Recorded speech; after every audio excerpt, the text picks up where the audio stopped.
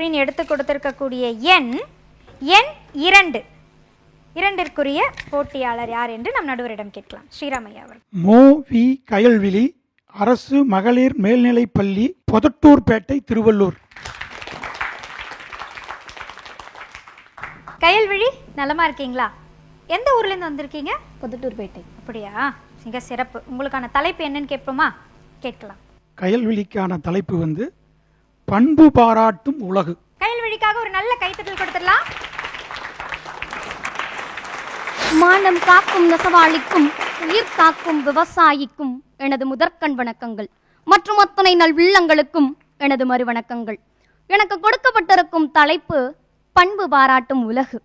திசையட்டும் தமிழ் மனம் வீசும் தமிழ் விளக்காய் ஒளி வீசும் தமிழரின் வீரத்தையும் வேகத்தையும் எட்டுதிக்கும் எடுத்துரைக்கும் உலகமே போற்றும் பொதுமறையாய் அவ்வை போற்றிய அறநூலாய் குறுகிய அடிகளை கொண்டு உலகத்தை எட்டி பிடித்து பாரினை வென்று நிற்கும் திருவள்ளுவரின் திருக்குறளில் பொருட்பாலில் பண்புடைமை என்னும் அதிகாரத்தில் 4வது குறளாக அமைந்திருக்கும் நயனொடு நன்றி புரிந்த பயனுடையார் பண்பு பாராட்டும் உலகு. இந்த குறளில் ஒரு சிறப்பான கருத்து அமைந்திருக்கிறது.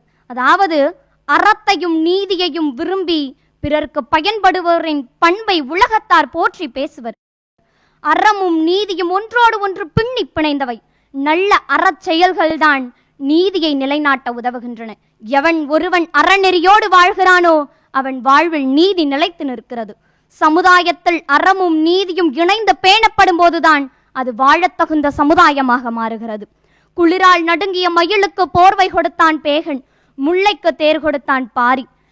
தன்னிடம் கொடை கேட்டு வந்தவர்களுக்கு குதிரையே பரிசாக கொடுத்தான் காரி. தன்னிடம் பரிசில் கேட்டு வந்தவர்களுக்கு ஊர்களையே கொடையாக கொடுத்தான் ஆய் அண்டீரன். சாகா வரம் பெற்ற நெல்லிக்கனியை அவ்வைக்கு பரிசாக கொடுத்தான் அதியமான். தன்னிடம் ஒரு முறை கொடை கேட்டு வந்தவர்களுக்கு மறுமுறை யாரிடமும் கொடை கேட்காத அளவிற்கு தன்னிடம் உள்ள பொருள்களை எல்லாம் அள்ளி அள்ளி கொடுத்தவன் நள்ளி.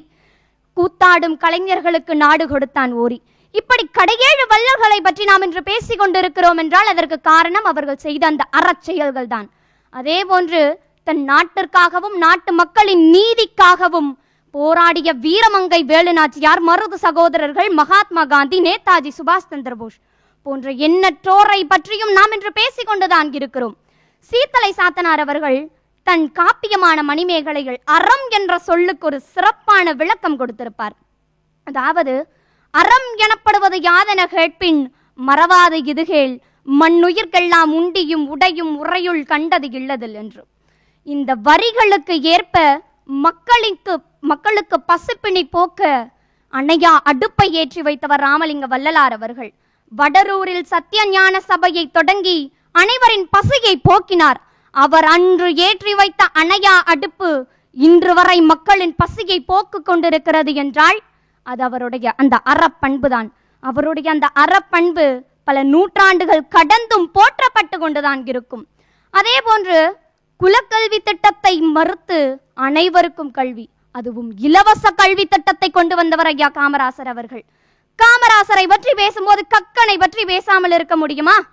கக்கன் அறத்தையும் நீதியையும் போற்றி மக்களுக்காக நேர்மையுடன் அரசியல் செய்தவர். இது போன்ற எண்ணற்றவர்கள் பற்றியும் அவர்கள் செய்த அறச்செயல்கள் பற்றியும் புகழ்ந்து கொண்டே போகலாம்.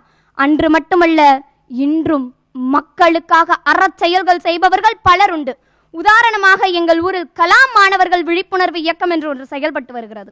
இந்த இயக்கத்தின் மூலம் மரக்கன்றுகளை நடுகிறோம். அவற்றை நடுவதோடு மட்டுமில்லாமல் பராமரித்தும் வருகின்றோம். 3 வேளை உணவும் இயலாதவர்களுக்கு வழங்கி வருகின்றோம். மேலும் எங்கள் குலத்தொழிலான நெசவு தொழில் நலிவுற்று கிடந்த போது அதை தூக்கி பிடிக்க பலரும் ஒன்றிணைந்து போராடினோம். இன்றளவும் எங்கள் ஊரில் ஏற்படும் பல பிரச்சனைகளுக்கு ஒன்றிணைந்து குரல் கொடுத்து கொண்டிருக்கின்றோம், போராடி கொண்டிருக்கின்றோம்.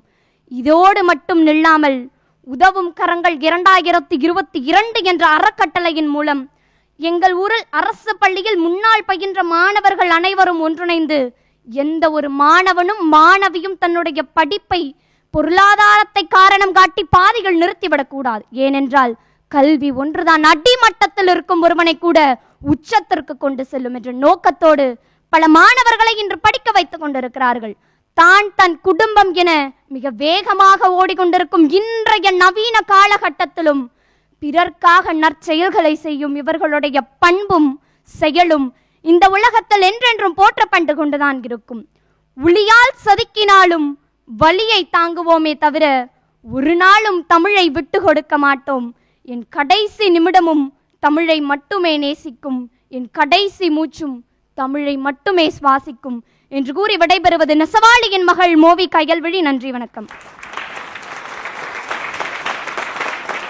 கயல்விழி, வாழ்த்துக்கள். நீங்கள் எப்படி பேசுனீங்க அந்த குறிப்புகள் எல்லாம் நம்ம நடுவர் அவர்கள் கொடுப்பாங்க. ஆனால் உங்களுடைய துவக்கம் ரொம்ப அற்புதமாக இருந்தது. வாழ்த்துக்கள். நடுவரிடம் கேட்போம். முதல்ல வந்து கயல்விழிக்கு ஒரு பாராட்டணும். ஏன்னா சென்னை, திருவள்ளூர் இந்த மாதிரி மாவட்டங்களில் வளரக்கூடியவங்களுக்கு வந்து சென்னை பேச்சு மொழி தான் நம்ம அதிகமாக பேசுவோம். அப்படி இருக்கும்போது இவங்க வந்து உச்சரிப்பு வந்து ரொம்ப தமிழ் உச்சரிப்பு வந்து ரொம்ப நல்லா உச்சரிக்கிறாங்க. அதுக்காக கயல்விழிக்கு ஒரு பாராட்டு. அப்புறம் இன்னொரு என்ன சிறப்பு அப்படின்னா, இவங்க பேச்சில் இந்த நூற்றாண்டில் வாழ்ந்த பெரியோர்களுடைய வாழ்வையெல்லாம் இந்த பேச்சில் உள்ள எடுத்து கொண்டு வந்திருக்காங்க. ஏன்னா நம்ம வெறும் சங்க இலக்கியம் இல்லை பல நூற்றாண்டுகளுக்கு முன்னால் இருந்தவங்களுடைய கவிதை, கதை இதிலிருந்து எடுக்காமல் இந்த நூற்றாண்டில் எடுத்ததும் சிறப்பு. இன்னும் நிறைய பேச்சு போட்டியில் கலந்து பெரிய இடத்தை அடையணும்னு கயல்விழியை வாழ்த்துறேன்.